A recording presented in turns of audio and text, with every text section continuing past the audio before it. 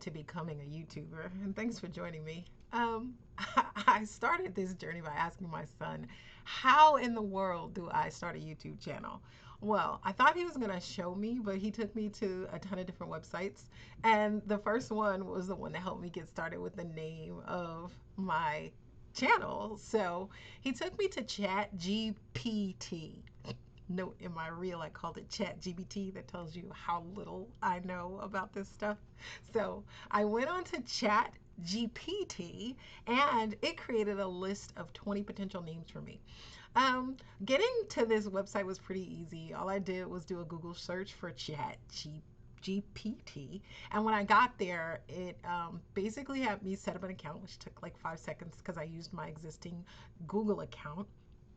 And with that, it gave me a default welcome page. On that welcome page, it has a space where you can send a message to the computer. I don't know. So I asked it to create me a list of 20 potential names for a YouTube channel. And I gave it the content areas that I was thinking about doing. When I did that, it came up with a cool list of names. I'm probably going to use one of them, so please don't pick one of those because I like them. And after it came up with my list of names, I said to it, based off this list, which do you think will have the most success? I really wasn't sure. And of course, I knew it was going to give me like the top 6. But what I wanted was what it gave me, a little more description on why that particular name was going to be so successful. Now, that I found pretty helpful. So I'm going to come to a decision about this. Of course, I haven't as of yet. And choose which one of these names I'm going to use. I then had another question for it. Oh. I said, would it be better to have a single focus YouTube channel or to start multiple channels? Me not being sure because I have a number of different interest areas, I did pick that question and it gave me 2 possible answers. It gave me the pros and cons of each. If I chose a single focus channel, it told me all the pros, which turned out to be 4 pretty good arguments in that direction. On the con list, it did talk about the fact that I could wind up limiting my audience. And if I have multiple interests, it wouldn't allow me to explore all of them. The pros on having a channel that has multiple content focuses is that I would have a broader audience, that my content that I deliver could be tailored more, and I would have multiple passions and I basically feel more fulfilled. Now, the cons, of course, would be time and effort. Now, you don't know me, but I think that time is one of the most valuable resources that we have. So it did tell me that if I ran multiple separate channels, it would be demanding and require more time, which is not something I'm interested in doing. But it did tell me that splitting my content across multiple channels might dilute my brand identity. And that is something I am starting to consider, especially if I want this to be an income generating channel. Now, obviously, because these are my first starts, I don't think I'm what they call funded yet. I don't even know that that's the word, but we're going to find out what the word is when you become funded in YouTube, because I do want to become funded in YouTube. So I'm going to figure all this out, but thanks for joining me on the journey as I go along.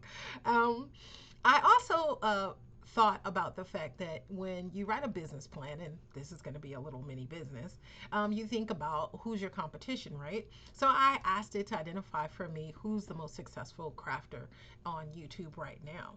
Do you know, it did come up with a pretty broad list of about 7 folks. I should have told it the number of people that I wanted to consider, maybe like the top 10. It gave me what it considered the top 7. The other thing I want to mention is that it always starts its response by saying as of September 2021. I did ask my son about this whole GPT thing, and that this being the free version at 3.5, you can pay for an upgrade and it's $20 a month. I haven't done that yet. I told myself I would give it a month and see how frequently I use ChatGPT and whether or not I found it useful in that month. Now, if I find it useful in the month, then maybe I will upgrade to using the 4.0.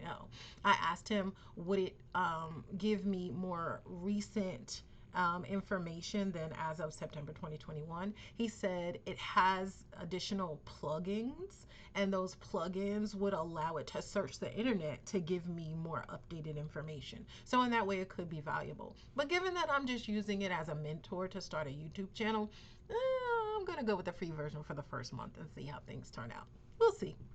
So, of this list of people, back to my content area, crafting and DIY and paper stuffs, that is my niche. So, I'm looking at this person because they do craft projects, right? I'm not so much into the home decor and fashion, so I kind of chalked off 1 and 2 as not being the people I would go and follow. This they give step-by-step tutorials, but again, they're in the home decor and fashion area. But this Nifty by BuzzFeed might be a good person to follow for me. And then this Sea Lemon, because they're doing bookbinding, paper crafts. That's definitely my alley. Also, this Crafty Panda has DIY stuff. I'm going to check out their channel. And Justine Hovey, card making and paper crafts. Again, right up my alley. So from this list, I think I have about 3 people, 4 maybe, that I'm going to go ahead and subscribe to their channels and just see what kind of work that they're doing, how they're doing it. The other thing that I've been doing is looking at some of my favorite folks and going back to their beginning videos, because I want to know how they got started and what things looked like when they got started. Oh, because I already had a YouTube channel that I mostly use for personal stuff, I wanted to know if I were going to start this YouTube channel, could I, do it under my existing account, or do I have to open a whole new channel? But they said, no, I don't need to start a whole new channel. I can use my existing Google account to create and manage multiple accounts, which I did. I started a new channel under my existing account, and the name of it is NewbieTuber and GBT. Hold on, I'll take you there. Hold on. Nope, not there. Nope, not there. Nope, that's not it. No. There it is. It's called NewieTuber Journey, at NewieTuber Journey. So that's the name of my new channel that I just got started. And although it says I don't have a video, I did put up my first, I called it a reel because it's less than a minute. Oh, I've already got 2 views. Oh my God. Maybe because I shared with my kids.